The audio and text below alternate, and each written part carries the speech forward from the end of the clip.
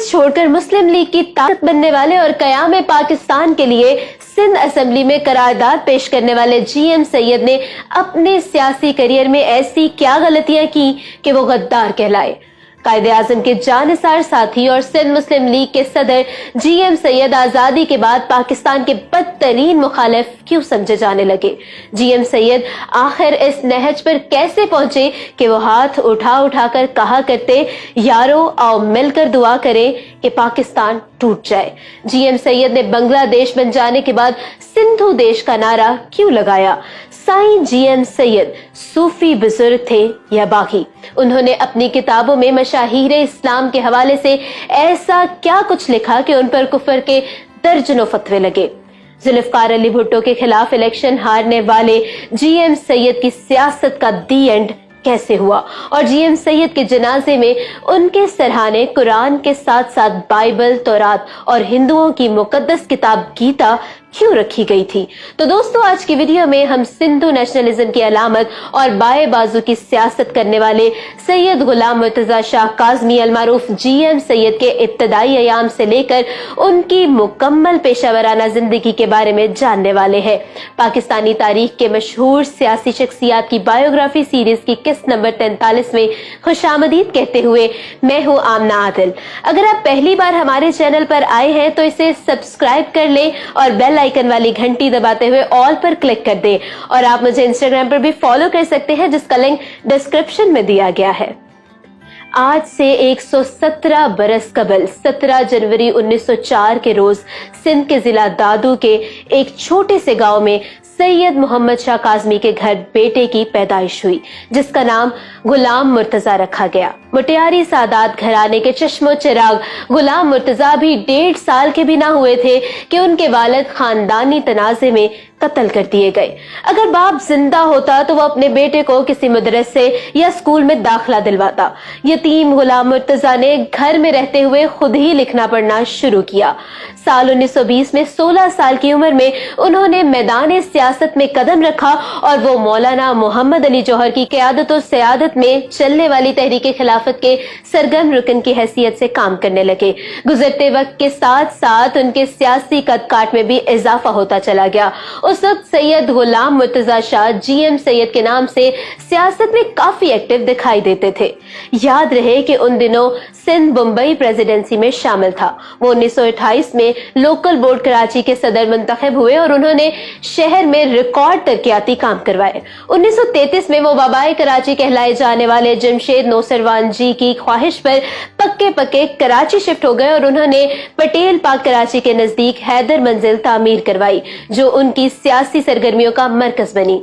याद रहे कि पटेल पार्क इस वक्त नश्तर पार्क कहलाता है। 1937 में पहली मर्तबा रियासती असेंबली के इंतखाबात हुए तो जीएम सैयद एमएलए मुंतखब हुए। अगले ही बरस उन्होंने ऑल इंडिया मुस्लिम लीग को ज्वाइन किया तो कायदे आजम जीएम सैयद से मुलाकात करने उनकी रिहाइशगाह हैदर मंजिल तशरीफ लाए। याद रहे उस वक्त जीएम सैयद को वजीर आला सिंध ने अपनी काबीना में शामिल करते हुए वजारत तालीम का कलमदान सौंपा। 27 अप्रैल 1942 को सिंध मुस्लिम लीग के सदर सर अब्दुल्ला हारून की वफात के बाद जीएम सैयद को सिंध मुस्लिम लीग का सदर मुंतखब कर लिया गया। ये जीएम सैयद ही थे कि जिन्होंने 3 मार्च 1943 के रोज सिंध असेंबली में कयाम पाकिस्तान के लिए पहली बार करारदाद पेश की। दोस्तों, इलेक्शन बॉक्स की एक वीडियो में आपको 1943 में कायदे आजम पर होने वाले कातिलाना हमले के बारे में बताया गया था। तब ऐसी मनगढ़ंत खबरें पूरे हिंदुस्तान में फैला दी गई कि कायदे आजम खुदा न खास्ता इंतकाल कर चुके हैं। उस वक्त कराची में सिंध असेंबली का इजलास हो रहा था। जब ये खबर वहां पहुंची तो 1 घंटे तक असेंबली की कार्रवाई रुकी रही और हर तरफ आहो बका होने लगी। कत्ल की झूठी खबर सुनकर जीएम सैयद तो बेहोश ही हो गए। उन पर पानी डाला गया तो फिर जाकर वो होश में आए। किताबों में ये भी तहरीर है कि उस मौका पर जीएम सैयद सिंध असेंबली की बिल्डिंग से कूदकर खुदकुशी करने लगे थे, लेकिन उन्हें सैयद खैर शाह ने ऐसा करने से रोका। कायदे आजम के काबिल एतमाद साथी समझे जाने वाले जीएम सैयद के मुस्लिम लीगी क़यादत से इख्तलाफात तब सामने आए जब मिस्टर सैयद ने 1946 में सिंध असेंबली के इंतखाबात के लिए अपने पसंदीदा उम्मीदवारों की फहरिस्त जारी की। जब कायदे आजम ने उनके रेकमेंड किए हुए उम्मीदवारों को पार्टी टिकट देने से इनकार कर दिया तो जीएम सैयद ने मुस्लिम लीग से रास्ते अलग कर दिए। उन्होंने प्रोग्रेसिव मुस्लिम लीग के नाम से अपनी अलग जमात बनाई और ऑल इंडिया मुस्लिम लीग के खिलाफ इलेक्शन लड़ा, जिसमें उनके सिर्फ 4 एमएलए ही मुंतखब हो सके। कायदे आजम को आंखें दिखाने वाले जीएम सैयद क़याम पाकिस्तान के बाद से ऑपोजिशन की सियासत करने लगे। 1948 में उन्होंने खान अब्दुल गफ्फार खान अलमारूफ बादशाह खान के साथ मिलकर पीपल्स पार्टी ऑफ पाकिस्तान की बुनियाद रखी। पाकिस्तान में दौरे आमरीत रहा या फिर जमहूरी हुकूमत, जीएम सैयद हमेशा विलन ही समझे गए। अपने सियासी करियर में वो कई बार गिरफ्तार होकर जेलों के मेहमान भी बना लिए जाते तो कभी उनको नजरबंदी का सामना करना पड़ता। साईं जीएम सैयद ने अपनी जिंदगी का आखिरी इलेक्शन 1970 में लड़ा। जिला दादू के कौमी असेंबली के हलके में सिंध यूनाइटेड फ्रंट के जीएम सैयद, पीपल्स पार्टी के मलिक सिकंदर खान और मुस्लिम लीग कयूम के पीर साले शाह के 51,373 और 16,797 वोटों के मद्दे मुकाबिल 10,592 वोट हासिल कर पाए और बदतरीन शिकस्त उनका मुकद्दर बनी। इलेक्शन हारने के बाद उन्होंने अमली सियासत से रिटायरमेंट तो ले ली, लेकिन उनके आजाद सिंध के नारे में शिद्दत आ गई। सुकूत ढाका के बाद उन्होंने मिस्टर जुल्फकार अली भुट्टो के सामने बांग्लादेश की तरह अलग मुल्क सिंधु देश की डिमांड रखी। यही वजह है कि पाकिस्तान के 74 साल सियासी तारीख में बादशाह खान के बाद सीनियर तरीन गद्दार जीएम सैयद को ही समझा जाता है। जीएम सैयद पाकिस्तान के वो इकलौते सियासतदान हैं जिनके खिलाफ वजीर आजम लियाकत अली खान से लेकर नवाज शरीफ तक हर एक हुक्मरान के दौर में मुल्क दुश्मनी और बगावत के मुकदमात बनाए गए। वो अपनी महफिलों में अलल ऐलान पाकिस्तान तोड़ने की बात किया करते थे। वो अपने दोस्तों और अहबाब से कहा करते, यारो आओ सब मिलकर दुआ करें कि पाकिस्तान टूट जाए। दोस्तों, यहाँ मैं आपको दिलचस्प बात बताती चलूं कि 28 सालों में कभी जेल तो कभी नजरबंदी का सामना करने वाले जीएम सैयद को कभी भी अदालत पेश नहीं किया गया। कहा जाता है कि बेनजीर भुट्टो के दौर में उनके खिलाफ बगावत का केस चल रहा था। ऐसे में ज़्यादा दहशतगर्दी अदालत के मुअज़्ज़ज़ जज साहब ने खुफिया तौर पर जीएम सैयद को पैगाम भिजवाया कि खुदा के वास्ते आप अदालत में पेश ना होना, क्योंकि आपने भरी अदालत में खुशी खुशी एतराफ़ जुर्म तो कर ही लेना है, जिसके बाद मैं मजबूर हो जाऊंगा कि आपको मौत की सजा सुनाऊं। साईं जीएम सैयद सियासतदान तो थे ही, लेकिन उनका शुमार सिंध के नामवर लिखारियों में भी होता है। उन्होंने सिंधी, उर्दू और अंग्रेजी जुबान में 65 से ज्यादा किताबें तहरीर की।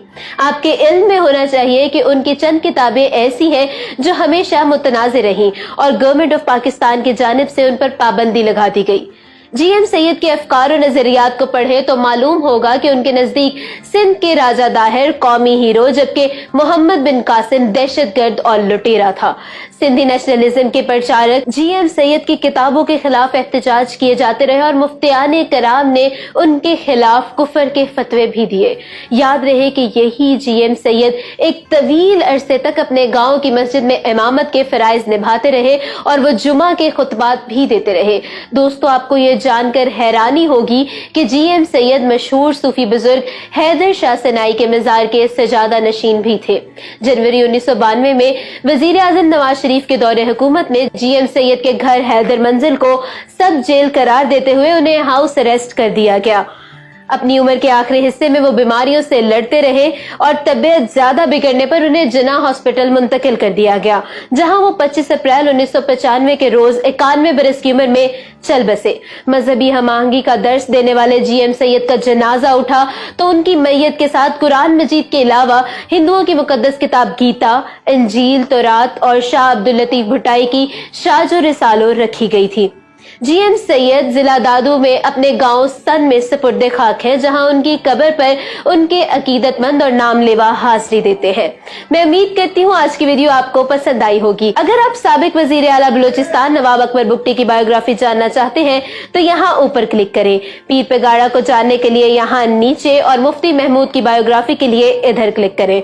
इलेक्शन बॉक्स सब्सक्राइब कर ले और हमारी वीडियोस देखते रहें। अल्लाह हाफिज व नासिर।